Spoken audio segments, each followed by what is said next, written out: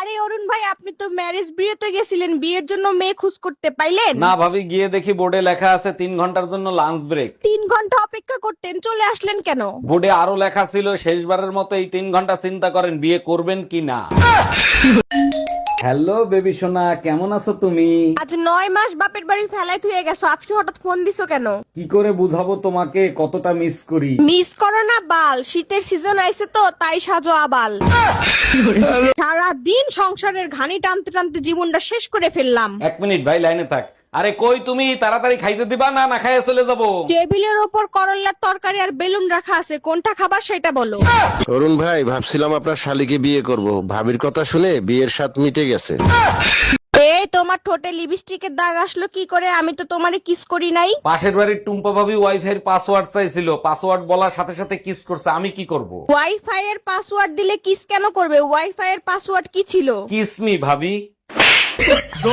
দেখো, ধৈর্যের একটা সীমা আছে, কখনো সীমা লঙ্ঘন করবা না। এতদিন তো টুম্পা ভাবির পেছনে ছিলে, এখন আবার সীমা আসলো কোথা থেকে? আচ্ছা, এত সন্দেহ কেন করো? তুমি কি আমারে শান্তিতে থাকতে দিবা না? জাউরাটা আমারে তো খাইছে, এখন দেখি আবার শান্তির সাথেও থাকতে চায়।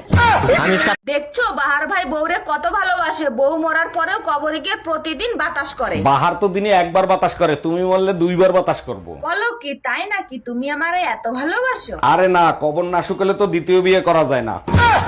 তোমার কোনো কিছু নিয়ে মাথা ব্যথা নাই, আমার বোনটার যে বিয়ে হচ্ছে না সেই খেয়াল কি তোমার আছে? তোমার বোনের বিয়ে হচ্ছে না তো আমি কি করব? এখন কি তোমার বোনকে আমি বিয়ে করব?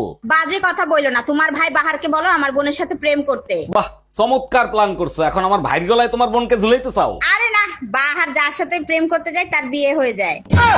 আসসালামু আলাইকুম ভাবি, ভালো আছেন? ওয়ালাইকুম আসসালাম। জি ভালো আছি, আপনি বসেন, আমি চা নিয়ে আসি। ভাবি, আমার চায়ের ভিতর চিনি দিবেন না। কোনো সমস্যা নাই, আমার কাছে সুগার ফ্রি আছে, ওটা দিয়ে দেবো। সুগার ফ্রি মানে সুগার ফ্রি? জি ভাইজান, ওইটাই।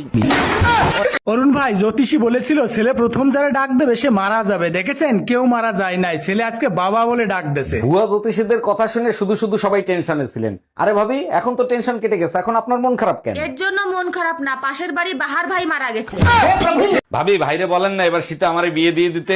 এই শোনো, এবার শীতে বাহারের বিয়ে দিয়ে দাও, ও প্রতিদিন বিয়ে বিয়ে করে মাথা নষ্ট করে দিচ্ছে। আরে ওর কি বিয়ের বয়স হয়েছে নাকি? শীতের ভিতরে বিয়ে করে ও কি করবে? আমারে নিয়ে তো আপনাদের মাথা ব্যথা নাই, আপনাদের কাছে তো হিটার আছে, আমার কাছে কি আছে? অরুণ ভাই, এত তাড়াতাড়ি নামাজে যাচ্ছেন? নামাজের তো এখনো দেরি আছে। হুজুরের কাছে একটা প্রশ্ন করব তো, তার জন্য একটু তাড়াতাড়ি যাচ্ছি। আজকে আবার হুজুরের সাথে কি ঝামেলা বাঁধাবেন? অজু করে মসজিদে যাওয়ার পথে কোনো মেয়ের সাথে যদি টাচ লাগে তাইলে অজু থাকবে না থাকবে না? অজু থাকবে কিনা এটা হুজুর বলতে পারবে, কিন্তু ভাবি চাইলে হাত পা ভাঙবে এটা জানি। ও কাজ কি তুমি ঠিক মতো করতে পারো না? তোমার সমস্যাটা কোথায়? সরি বেবি, নেক্সট টাইম আর এরকম ভুল হবে না। আমি বুঝি না, তোমারে কিছু বললেই তুমি সরি বলে আমার ঝগড়া করার মুডটা নষ্ট করে দাও, কারণটা কি বলো তো? তাইলে শোনো, এক জঙ্গলে এক হাতি আর এক গাধার সাথে তুমুল ঝগড়া হচ্ছিল। ঝগড়ার কারণ হয়েছে গাধা বলতিছে আকাশের রং লাল আর হাতি বলতিছে আকাশের রং নীল। অনেকক্ষণ ঝগড়া হওয়ার পর দুজন মিলে সিদ্ধান্ত নিল বাঘের কাছে নালিশ দিবে। বাঘের কাছে তারা দুজন গেল, বাঘ সবকিছু শুনলো, শুনে বাঘ হাতিকে সাজা দিল। তখন হাতি বলল, আমি তো সত্য কথা বলছি আকাশের রং নীল, তাহলে আমাকে সাজা কেন দিলেন? তখন বাঘ বলতিছে, তুই জানিস ও গাধা, তাইলে তুই ওর সাথে তর্ক কেন করতে গেলি? তার মানে কি বলতে চাও আমি গাধা?